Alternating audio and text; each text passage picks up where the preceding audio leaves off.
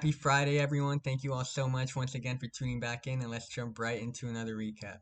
So, this was the NASDAQ, and as you guys can see from looking at the charts, it had another day where it did rally, right? It was positively uptrending on the day.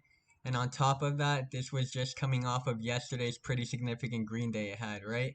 So, as far as how my day trading went today, I was unfortunately red on the day. I was down $75 on the day and I was red the majority of my money on TQQQ, so I'm going to explain why in a sec. But here are all my filled orders on the day. I had 16 of them, and I only traded for like half an hour after the market opened up. My last trade was at 7:07, and the market opens up at 6:30 in the morning. So I'm going to explain what I did wrong. I definitely made some mistakes looking back on my trades today, and yeah. So right here at 6:30 in the morning, right around this area right here was when the market opened up. And as you guys can tell, the initial direction it had was it wanted to try and sell off a bit.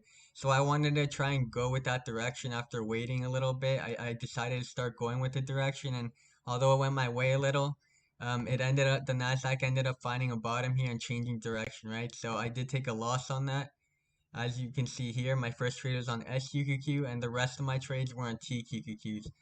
So I actually had a pretty decent trade. I actually took part in this whole uptrending candle here, and I still managed to be red, and I'm gonna explain why in a second. But as far as my other trades here, as you can see, this one was my significant trade I'll talk about in a second.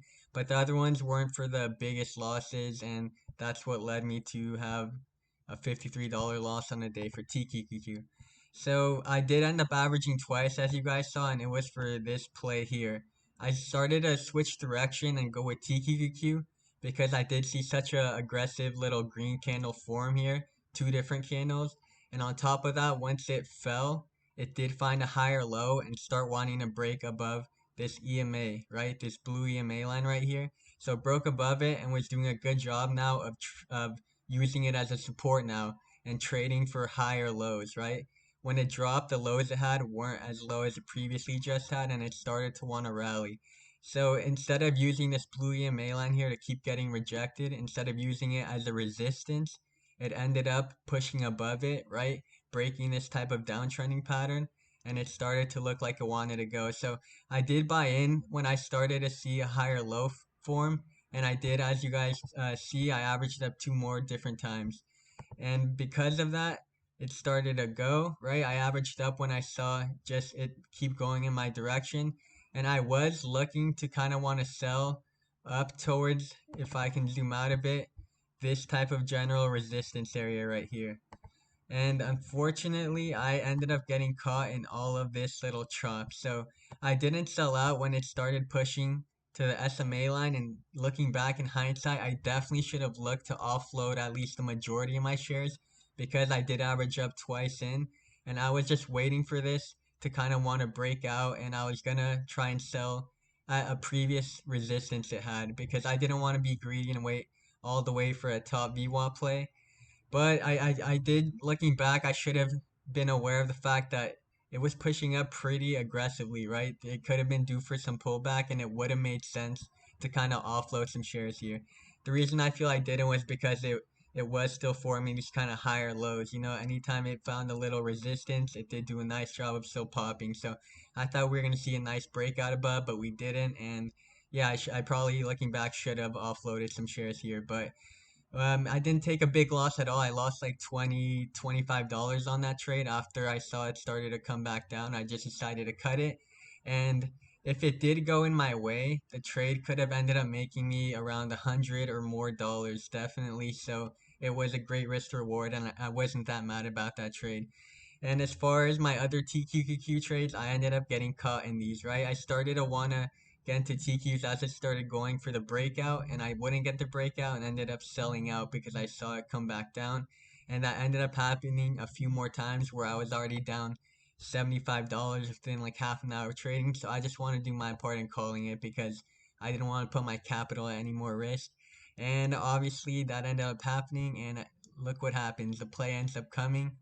That's what usually ends up happening when I sell early or just stop trading. But yeah, not I'm proud of myself for being disciplined enough to walk away. But yeah, the play definitely did still come, and the Nasdaq rallied again. So it is looking good for the Nasdaq, as I just said for you guys like yesterday, because the CPI data report finally came out looking positive. But please be in mind that we did uptrend so aggressively the past 2 days, or especially yesterday, that it wouldn't be the most kind of insane thing if we did find some kind of pullback and resistance, right?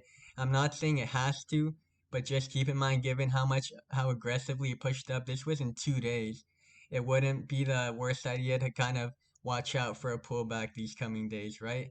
And this thing, basically, the Nasdaq did break this resistance though a little bit, and if it could come back down and hold for higher lows, we might start looking pretty good, right? The Nasdaq is finally trading above the green SMA line again for the 180 day, and it could start looking to kind of start rallying. But like I said again, please be aware of how aggressively it pushed up the past 2 days. So as far as the Nasdaq, that's my take on that. And I wanted to show you guys one more kind of momentum stock because I haven't done those in a while, and I feel like they're kind of more interesting. And NUTX was one of them, so we'll just pull it up here. And these momentum stocks, they move a lot more. They offer a lot more percentage on the day, but obviously that comes with a lot more risk. But look at how it did on the day. You could have made around 40% almost from selling at the highs if you were to have bought in kind of around market open. And it just did a beautiful job, this stock, of basically trading above the middle VWAP, this purple line, and the top VWAP, this red line. And it kept making these higher highs and higher lows, right? The lows it was forming kept getting higher. I mean, that yeah, they basically just wouldn't come back down to where they were before, and the highs obviously kept getting higher. It kept wanting to rally and go, and it did have a nice rally towards the end of market close. But yeah, these stocks do offer a lot more risk too, but they do have a pretty great reward. That's why a lot of people trade them. That's why they're so volatile. And I personally traded them before, but I decided to move back over to trading just TQQQ and ETFs that don't move as much because I personally just wasn't comfortable. I want to be a more conservative trader. I don't like these dealing with these big little red candle drops, right? That's a pretty decent drop right there, like 8%.